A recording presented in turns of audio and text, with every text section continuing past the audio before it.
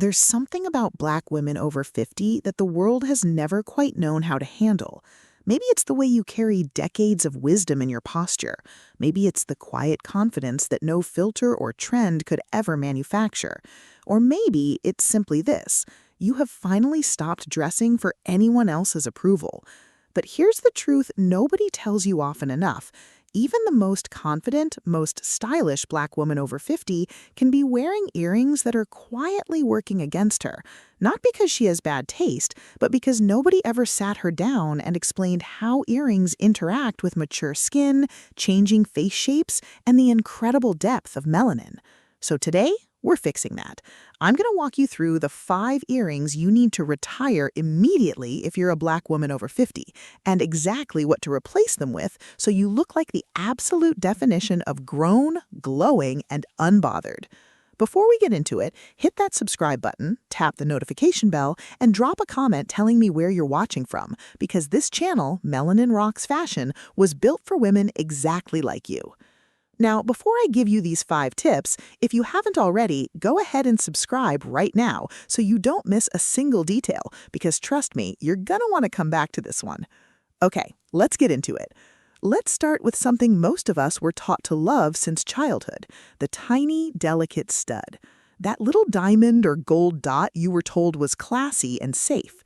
Here's the problem nobody warned you about. As we age, our skin, our features, even the way light hits our face changes. A stud that once looked cute and subtle at 25 can now look like nothing at all. It doesn't accessorize your face, it disappears into it.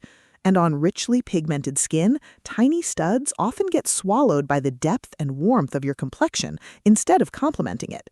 Think about it. You get dressed, you do your makeup, you pick a beautiful outfit, and then you finish the whole look with an earring so small it might as well not be there.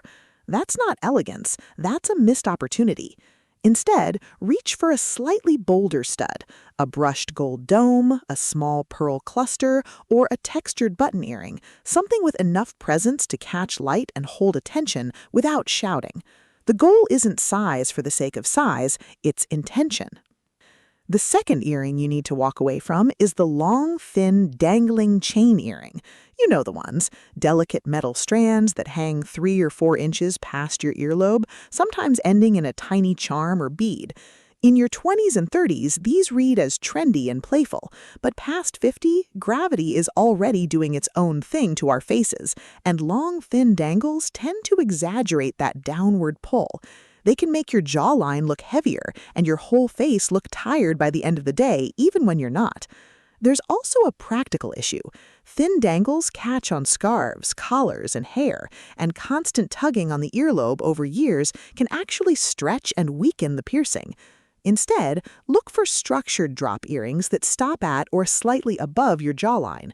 A teardrop, a small hoop with a single charm, or a geometric drop that has weight and shape but doesn't sway wildly. These frame your face and draw the eye toward your smile and your eyes, which is exactly where you want the attention. Now for the third one, and this might surprise you: overly polished mirror-bright silver or white gold.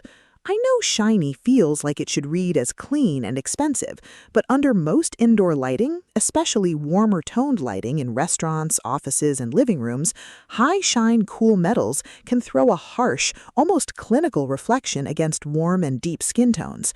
Instead of glowing, your face can end up looking a little washed out or overly contrasted. This is especially true if you've moved into more silver or gray hair, where the coolness of your hair combined with mirror-bright silver earrings can create a flat, almost sterile look rather than a radiant one. The fix here isn't to abandon silver altogether, it's to choose brushed, matte, or oxidized finishes. Satin silver, antiqued pewter, or hammered white gold soften the reflection and let your natural undertone come through, instead of competing with it. The fourth style to remove from your rotation is the oversized, heavy hoop that was designed with a completely different decade in mind. Not the elegant, well-balanced hoop, we'll talk about the good version of this in a minute, but the extra-large, extra-heavy statement hoop with thick metal, often paired with dangling charms, that was everywhere in certain earlier eras of fashion. On a mature earlobe, especially one that's been pierced for decades, heavy hoops can cause real physical strain. They pull, they stretch, and over time, they can actually change the shape of your earlobe in ways that no amount of styling can fix. Beyond the physical toll, oversized, heavy hoops can also visually overwhelm softened, elegant, mature features, competing with your face instead of framing it. Swap these for lightweight hoops in a medium size, ideally in hollow tube designs or thin gold bands that give you all the drama of a hoop with none of the weight. You get the drama minus the drag. And finally, the fifth earring to retire, the outdated novelty or overly themed earring. Think earrings shaped like specific objects, oversized logo pieces, or anything that was clearly purchased as a trend item rather than a timeless accessory. These pieces often use cheaper plating that fades, tarnishes, or turns an odd greenish color against the skin over time. When that happens, instead of adding polish to your look, they broadcast neglect, even if the rest of your outfit is impeccable. It's not about age, it's about intention. A dulled, dated novelty earring tells a different story than the one you're trying to tell with the rest of your wardrobe. Replace these with clean, classic shapes in richer materials. Think structured gold knots, sculptural ovals, or subtle gemstone accents in deep jewel-tone stones like garnet, amethyst, or emerald. These read as timeless rather than trendy, and they'll still look intentional 5 years from now. Now, if you've been nodding along thinking, I own at least 2 of these, don't worry, and definitely don't feel bad. Every single piece in your jewelry box represents a version of you at a different point in your life, and there's nothing wrong with that. This isn't about shame, it's about upgrading. So let's talk about what you should be reaching for instead, because for every don't, there's a do that's going to make you feel like the absolute best version of yourself. First, go for medium-sized, textured metal earrings. Hammered gold, brushed bronze, or matte copper finishes catch light in a soft, diffused way rather than a harsh glare. On deep and rich skin tones, these textures create warmth and dimension, almost like the earring is glowing from within rather than just sitting there. They photograph beautifully, they work in daylight and evening light, and they instantly read as put together without looking like you tried too hard.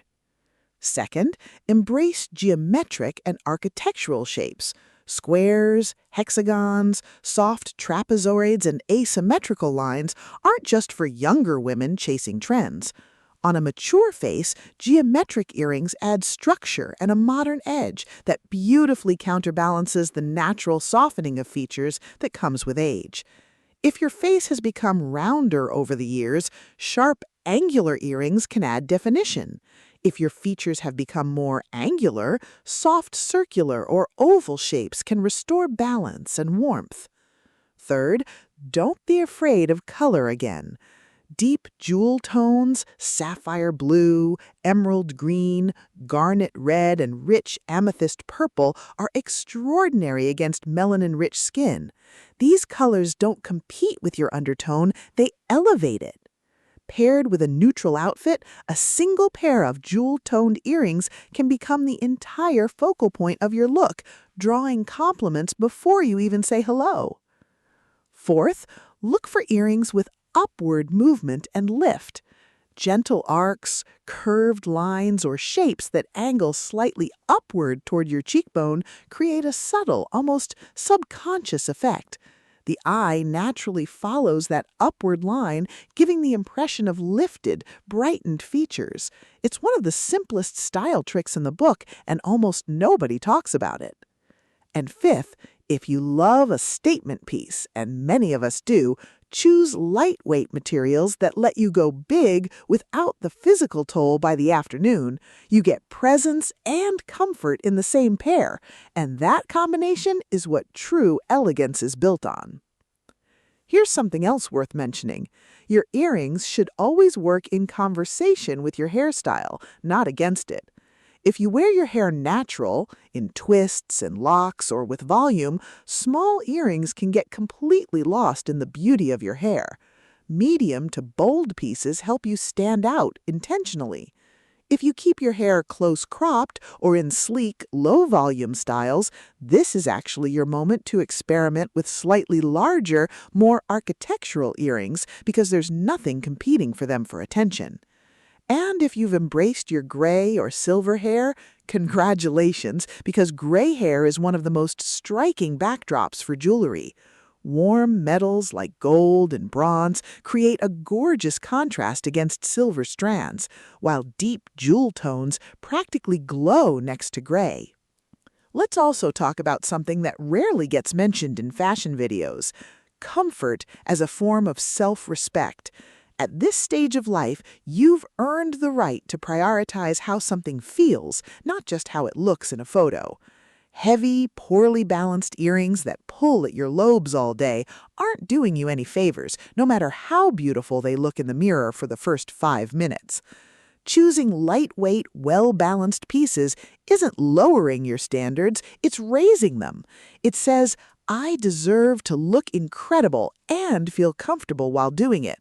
That's not a compromise, that's wisdom. There's a deeper layer to all of this, too, something beyond fashion tips and style rules. When a Black woman over 50 finally finds the earrings that truly complement her skin, her face, her hair, and her personality, something shifts. She stands a little taller, she stops second-guessing her reflection. She starts to feel and look like the fullest version of herself. This isn't vanity, it's visibility.